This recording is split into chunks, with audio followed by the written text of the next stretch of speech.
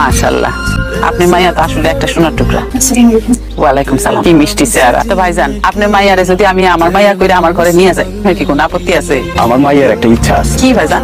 পড়াশোনায় খুব ভালো, পড়াশোনাটা চালিয়ে যেতে চায়। ভালো তো, সমস্যা কি? আমার ছোট মাইয়া তো কলেজে পড়াশোনা করতেছে, ওর লাগি করবো। আমার রকিবুল অবশ্য খুব ভালো পোলা। আপনার মাইয়ার সুখ শান্তির কোনো অভাব হইব না। আমার ঘরে আপনার মাইয়ারে আমি আরো যত্ন রাখবো। আমার মাইয়াটার যে এত সৌভাগ্য, বিশ্বাস করতে পারতাছি না। আপনি কোন পর্যন্ত পড়াশোনা করছেন?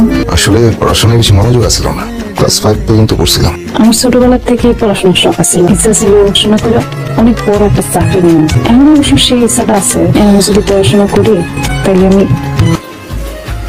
আপনি আমাকে তো নাম করবেন না, ওই তো গেছে, শেষই তো। মা, পাশের বাড়ি খালা আছে না, নতুন ভাবি একটু দেখতে চাইছে, কালকে না যাই? না না, নতুন বউ বাড়ি থেকে বাইরে হওয়া ঠিক না। মা, ওই যে ডাকতাছে, তাড়াতাড়ি নাস্তা নিয়ে যাও। বাজান, এই কদিন একটু তাড়াতাড়ি বাড়িতে ফিরিস। দোকানে চাপ আছে, আগে দোকান পর অন্য কিছু। যা কাজ কর, তো মন দুইটা কাজ কর, যা। লজ্জা পেলে হইব? বন্ধু না আমি। কি শুরু করছো সবার সামনে? যা, পরে কথা বলবো। আসসালামু আলাইকুম আব্বা, কেমন আছেন? ওয়ালাইকুম আসসালাম। ভালো আছি মা, তোরা কেমন আছিস? ভালো। জামাই বাবাজি কই? খাইতে বসছে, কথা বলবেন? কথা কই। খাইতে বসছে তো, টাওয়ার থেকে উঠে কথা বলা, পরে ফোন দিতে বলবো না।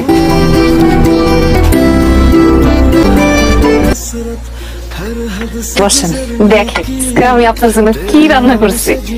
আমা, আমা, সকালবেলা মুরগি রান্না করতে গেছে। আমার কিছু জিজ্ঞাসা করে নাই।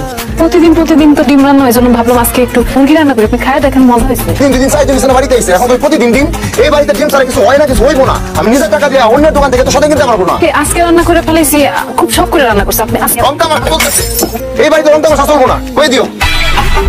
পড়ালেখা ঠিক মতন করতেছস নাকি এবছর ফেল করবি? আমি করবো না মা, কাছে তো তুমি কিছু কইবা? কলেজের ক্লাস তো শুরু হয়ে গেছে, আগে থেকে যেতে পারবো মা। মাত্র তো বিয়া করে আসলা, তুই একটা মাস থাক। আপনি তো বলছিলেন বিয়ের পর পড়াশোনা করতে পারবো। বলছিলাম তো, আমি কি তোমার না করছি?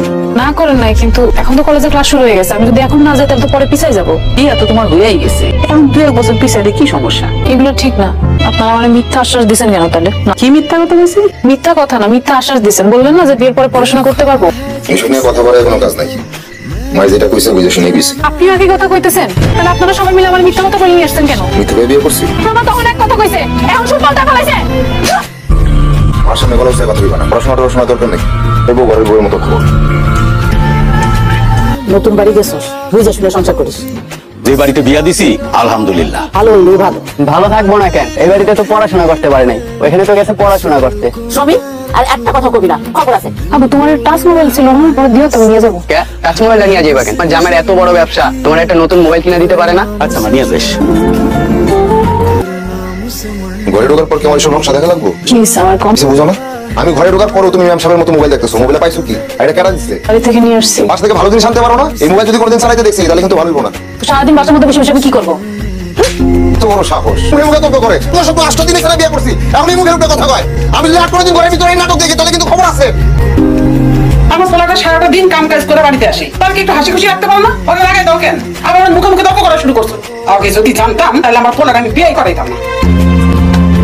এই মাইয়ারে আমি আমার পোলার সাথে রাখুম না, আমি তালাকের ব্যবস্থা করতেছি। এইবারের মতো আমার মায়ের মাফ করে দেন।